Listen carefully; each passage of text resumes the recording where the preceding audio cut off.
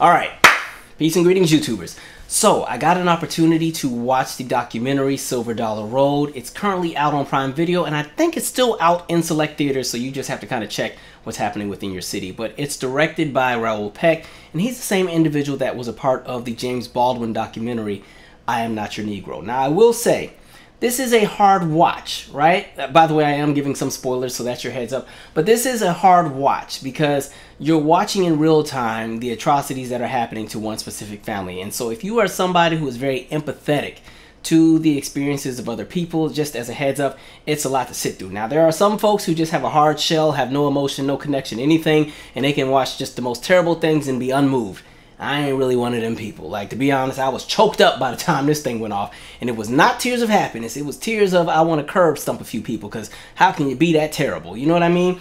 And so, I will say, the documentary does a great job of getting you to almost put yourself in the shoes of the family. Like, I felt like I was almost a member of the Reels family because they were just so detailed with the experiences of every member of the family who was negatively affected by what had happened. And I think one of the smartest things they did was in the beginning, they have a portion where they kind of just talk about what the land meant to everyone in the family. Now, if you follow me, you know, for like maybe the last 18 months to 2 years, we spent a lot of time talking about Heirs land and what has happened to black farmers in the United States, and how black farmers have lost 14 of the 15 million acres that they once had, and how, you know, when we're talking about the 20th century, you know, 90% of the land that was once black owned is, you know, now not black owned. And so, you know, all of these different conversations. And so, you know, now we're watching in real time a family that's affected by this bad policy and some of the loopholes and the conversations that exist around heirs land and what happened with black farmers and just so many different things. And so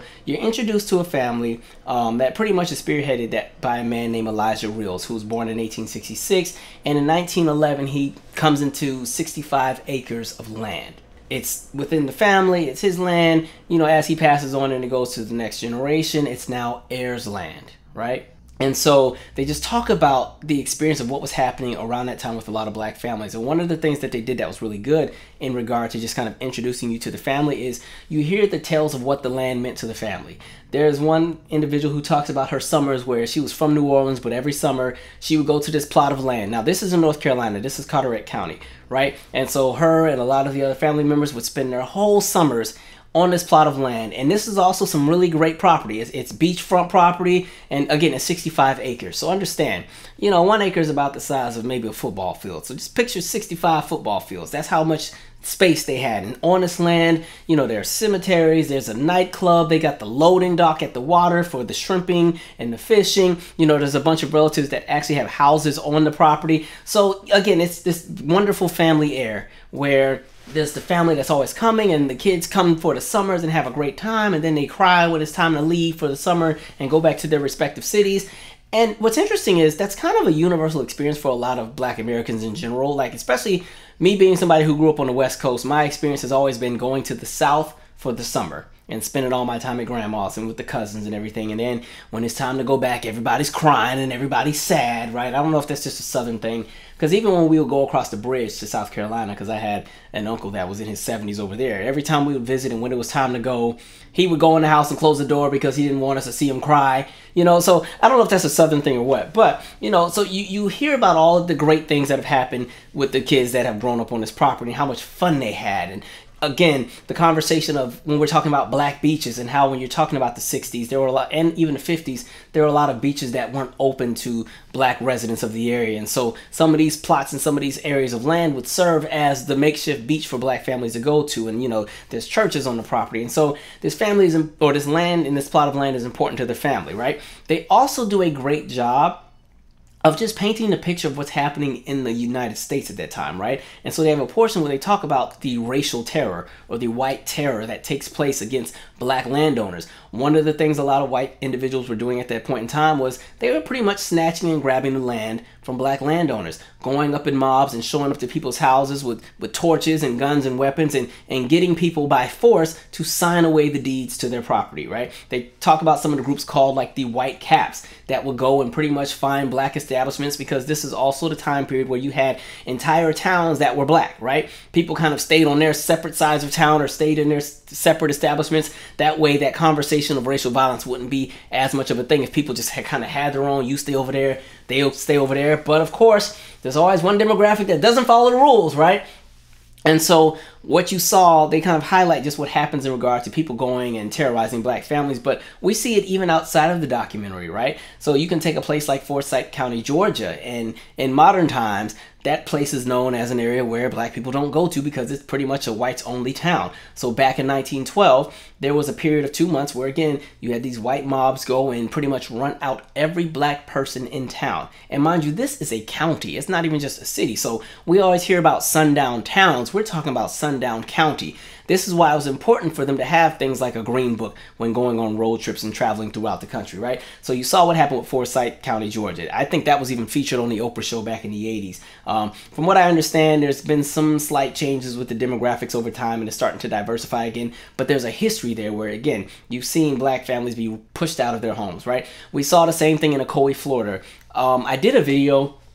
It's one of the videos where I was dragging the mess out of Ron DeSantis, but there's a portion in that video where we start talking about what happened in Ocoee, Florida. And so when everything was said and done in regard to the mobs and the race massacres that took place, the next thing that would always happen in places like Ocoee or Rosewood or Tulsa is after they burn these people's homes down or taken the land or done everything else like that, they run the people off the land and now it's no longer there. Somebody else is now the owner. And so we've seen that happen in so many aspects. So one of the bigger conversations is, in addition to the atrocities that have happened to black Americans like slavery, like sharecropping, like convict leasing, like the black codes, like the building of the interstate freeway system over black neighborhoods, the conversation of eminent domain, and again, black farmers being left out of USDA programs, there's always been a conversation that I felt was always left out, and that's the conversation of black land ownership being compromised and being stolen, and just pretty much land grabs at the expense of black landowners. I think that's one of the things that's not always a part of the conversation, but I think it should be featured a bit more, mainly because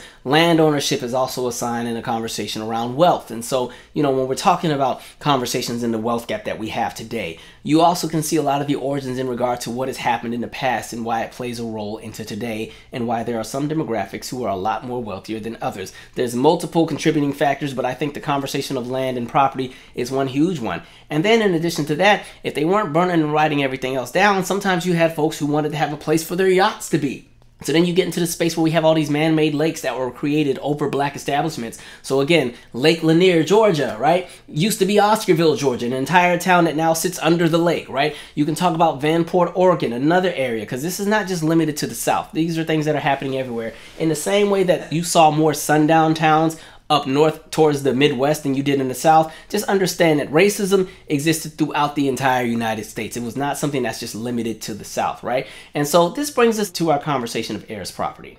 Right, that's pretty much what this documentary is about. So like we said, as Elijah Reels passed on, the land went to the family, it became heirs land, meaning that anybody who was an heir, next of kin, the land belongs to them. And so again, this was 65 acres of land. And by the way, just to kind of paint a bigger picture, understand that as of right now, 1/3 of all land that is owned by black Americans in 2023 is heirs land. That's 3.5 million acres, $28 billion worth of land. And so we're going to see conversations like this appear more and more as time progresses. So I think this documentary is a great foreshadowing, or more like a scary foreshadowing, into things to expect over time if a lot of people are not in the capacity to get actual deeds for the land that they're currently sitting on, right? And so I want to jump to 1976. 1976, you know, the family is able to finally get an official documentation that says, hey, this 65 acres belongs to the Reels family and this land is theirs. This is technically their deed.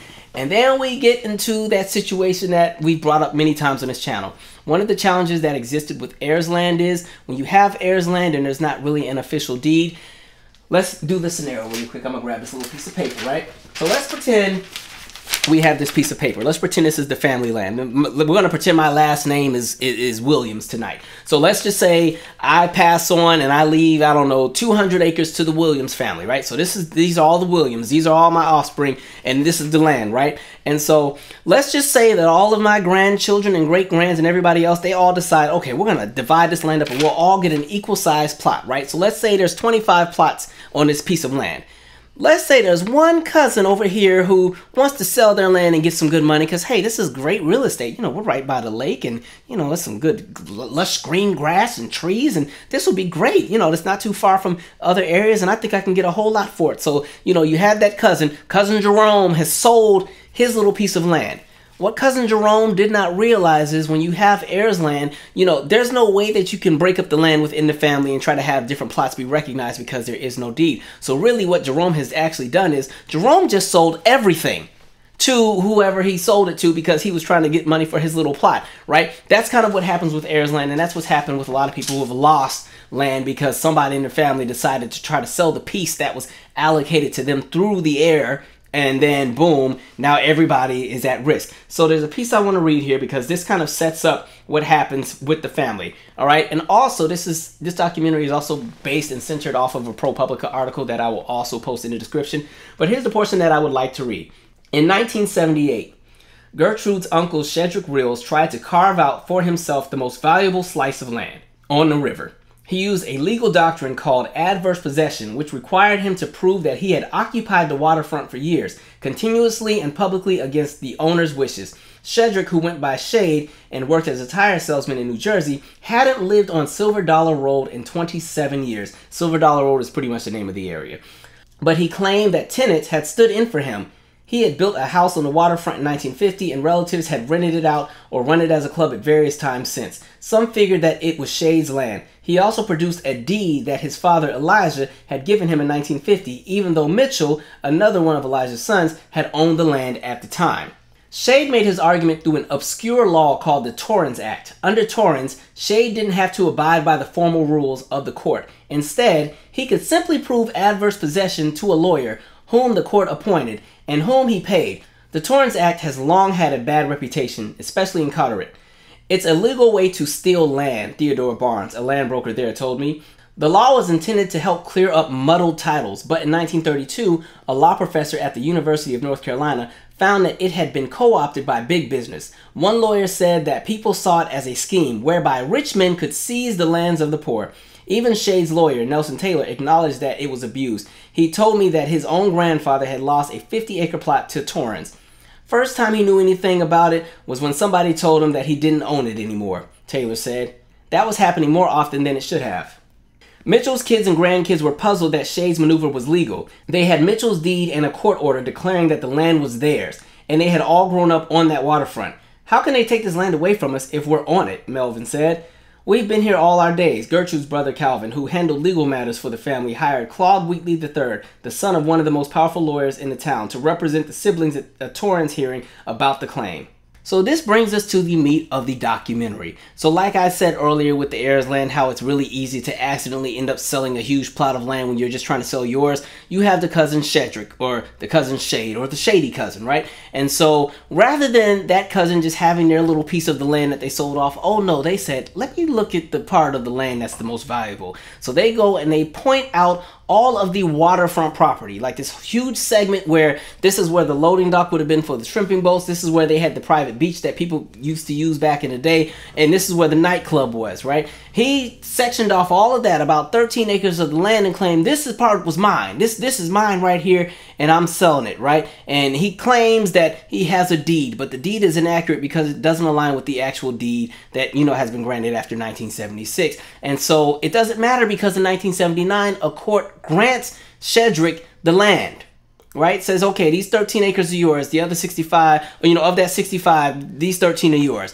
And again, these 13, this is the waterfront property. This is the part that's going to be worth millions and millions as we get into the tourism industry. And, you know, as you've seen what they've done with Hilton Head, South Carolina, right? You know, same, that's the plans here. And so that property ends up being sold to a company called Adams Creek Associates, right? That's who now owns the land. That's who the shady cousin sold everything to.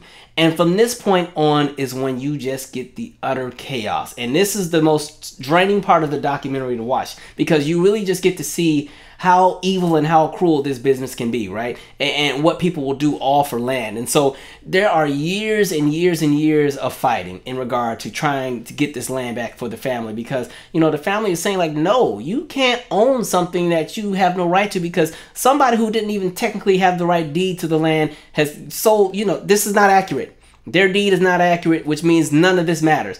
But it didn't matter. By 2004, a court specifically ordered members of the family that had property on that 13 acres to leave the property. And not only leave the property, but also anything that they built, they needed to tear down. So not only have you stolen my land, right? My land has gotten stolen. I had no idea about it. But now I'm also being tasked with tearing down my own house, right? I have to tear down my own house. And I also have to stop using the waterfront property. That was another piece. They were saying you cannot trespass on this land anymore either. Which again, here's the challenge because, hey, this is what the nightclub was. We got to tear down the nightclub. We got to tear down some houses. We got to stop using the loading dock for our fishing and our shrimp boating. And again, that whole beach that we used to operate where the family could come in the summer, all that has to end. You know, all of that was in the court order. And so, you know, just imagine the nonsense. And so what you end up seeing is just how out of pocket Adams Creek Associates is in regard to them trying to enforce this. Then the documentary goes into a lot of the really strange details about the things that were taking place while all of this was happening. Understand, again, we're talking about family owned this land since 1911, right? By 1979, 13 of the 65 acres has been accommodated or pretty much taken up by this new company, Adams Creek Associates, right? And then from 1979 onwards, there's all these different battles. And by 2004, the court is saying, no, this is Adams Creek Associates land and y'all need to get rid of these houses and everything else like that. And so the people that are on there, the uncles and some of the family, are like, hell no, this don't add up. And they're trying to talk and go to the courts and get stuff cleared up, and nobody's trying to hear their cases. And then somebody tries to burn down one of the houses that was on the property within that 13 acres. Somebody blew up one of the fishing boats because one of the uncles, that was their main source of income. They shrimped and they fished, you know, because again, it's waterfront property. They go all around this area and shrimp and fish and, you know, go to the markets and do the trade and everything else like that. Somebody literally blew up the boat, right? And then people stopped doing business with him in regard to the shrimping and the boating. And then it got even crazier because it got down to a point where, you know, Adams Creek Associates is like, we need to bring the law in with this. Not because they want to protect the people, but no, y'all haven't gotten off the land. You haven't torn down these houses. You haven't torn down the club. You're still trying to boat off of, you know, the docks and everything. And so they get the law involved, right? And what ends up happening is, you know, there's the Uncle Melvin and there's the Uncle Licurtis who have to keep going to court. And it gets to the point where the court is saying, we need you to sign this document. And this document is going to say that you agree to leave the land, no longer trespass, acknowledge that the land is no longer yours, and, you know, do all that or you're going to jail. And so, of course, the two uncles are like, F that, we ain't signing anything. So what do you think happens? We watch the two uncles go to jail, which for me, I'm like, interesting. And I think the most triggering part of all of it is when you're watching, you're thinking they're just going to be in jail for 10 days, 20 days, 30 days. Every time they made an update of how long those two had been in jail, it just got more and more stressful to watch. And mind you, these were older men already. These are men that are in like their 50s when they all get arrested, maybe even their 60s. And the craziest part is these men are in jail for 8 years over this. 8 years.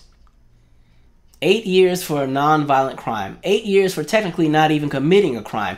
8 years because there's a discrepancy in regard to a conversation around land ownership, and rather than waiting for everything to be finalized or cleared up, it's like we just gonna start locking people up because we don't like the way they're doing things. And so the other sad part to me was the family just talking about the nonsense that they had to deal with a lot of the attorneys. As soon as the two uncles had to go to jail, the family attorney quit and said, you know, it is what it is. There's not much we can do. And they removed themselves from the case because they said they were being threatened with getting sanctioned as an attorney. So they bailed out on the family, right? And so the family had to, you know, go and find new lawyers, right? And they spent $90,000 on one lawyer that wasn't able to get anything done. There was another lawyer that was like, oh yeah, just, you know, here's a $5,000 pretty much retainer fee, and I want you guys to, you know, give me in writing everything that happened, and I'm going to look and see whether or not I can take the case. And after this lawyer has taken the retainer fee, oh, I can't help you guys. The family talks about the nonsense that would happen when they would go and visit the two uncles in the jail,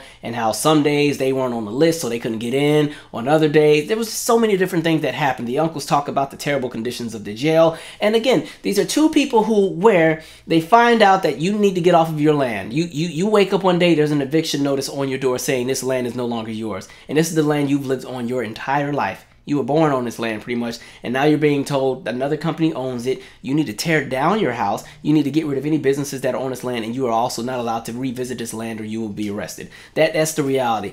And so the documentary really just goes into everything and what the family had to deal with. And the poor grandmother, because, you know, or at least this is the mother of the two uncles, you know, watching two of the sons just be in jail. And there was a part that was so sad where they talk about how the family could never convince her to leave the house because she wanted to stay by the phone just in case there were any updates, right? And I mean, she literally does that for 8 years. She doesn't go anywhere, right? She kind of just stays in the house because of that fear of missing out on any information, or, you know, you might miss that call that you need. And so, I mean, this just goes to show how grimy all of this can be. And I think what's also really shady is, mind you, this is not the only family where things like this are taking place with, but understand that while all of this is happening, the world around them is changing. The area is being bought out by companies and everything else like that. The area is starting to be gentrified. It gets to the point where even the zoning laws around the water with where people are allowed to fish and where they are allowed to shrimp has also changed, which will negatively impact the families of those who are on the real's land, right? Now, eventually, the two uncles are released from jail. You know, they find a lawyer that's able to prove that, no, this is some nonsense. The sanctions that Adams Creek Associates tried to put out in regard to having people arrested were way over the top. They were also in the wrong. And, you know, it's also a conversation of the sanctions that were placed on the family in regards to different fines and fees were unaffordable. And so, you know, all of that gets cleared away, or not cleared away, but cleared up, and the two uncles are released. But the damage is already done. You have these two people who have lost 8 years of their life. You still have the family fighting to get this land situation squared away, right? It's still an ongoing thing even today, right? And I think the worst part is Adams Creek and Associates, or whatever they were called, they are still moving like, well, we treated the family fairly. There's nothing we did wrong, right? And so it's a really, really interesting watch. I suggest you all watch it. I didn't want to give too many details because I really think it's worth sitting through. You know, I think, again, it really paints the picture of an experience that many people are about to go through as not our ancestors, these are the relatives that are still here, but as our older family members start to transition into whatever's next, and you start to get into this conversation of what happens to the land. Like, this is kind of like that warning to, like, get the deed for this land that you guys are on and everything like that, because as time progresses, like we said, 1/3 of all land owned by black people is heirs land, and there's going to be conversations. We've talked about what happens with the rules in South Carolina, because understand the rules are different across different states. This family situation was in North Carolina, but in South Carolina the rules are a little bit different in regards to what happens with heirs land. Same thing with Georgia, same thing with a lot of states in the South and just all over the country. All the rules are different. So for those who are on heirs land, please go and pay attention to what the stipulations and the laws are, because a lot of people are losing their land because of loopholes and information and things that they knew nothing about. Because again, with an heirs land property, all it takes is one person to go and sell off something. You know, and a lot of us have really large families with, you know, a few hundred people sometimes, and people you don't even know the names of. And it is so easy for things like this to happen to so many other people. And so, you know, kudos to the Reels family for being so open and sharing their experience with us. And I think what's so good about this documentary is because they have so many years of footage. It's not like they just started filming in 2019. I mean, they had been recording and filming since the early 2000s. And so you're watching the time progression of everything as it's happening. You're watching the family struggle with watching people come onto the land and trespass on the homes of the uncles while the uncles are still in jail, and they're kind of taking note of how they're going to tear different property down. And you're watching, you know, different family members get older and the knees get bad and this, that, and the third. And you're watching time progress as the families are still fighting, trying to get justice, right? Watching them get screwed over by different lawyers, watching them get screwed over by different court judges and different rules and different laws, and even watching some of the property that they're no longer even allowed to touch become dilapidated over time, because, you know, the only thing they can do if they touch it is actually tear it down, not try to keep it in business. So definitely check out this documentary. I think it opens a much larger conversation about the conversation of generational wealth, the conversation of the wealth gap, the conversation of black land ownership, and even a conversation we've had in regard to, again, what has happened to black farmers in the United States in regard to being left out of USDA programs. In the same way where you saw the families talk about, once everything started happening, nobody wanted to do business with the family that was doing the boating and the shrimping anymore. That's the same thing with black farmers that do not qualify to become USDA farms. It's the same thing when it comes to them trying to do business or anything that affects commerce, where businesses will not work with them if they are not USDA farms. And unfortunately, if you are on Heirs land, you do not qualify to be in the USDA program, which makes you a USDA farm. So we'll share it in some additional conversations, but yes, definitely check it out. Let me know what you think. Anyway, I'm out. Share your 2 cents. Subscribe.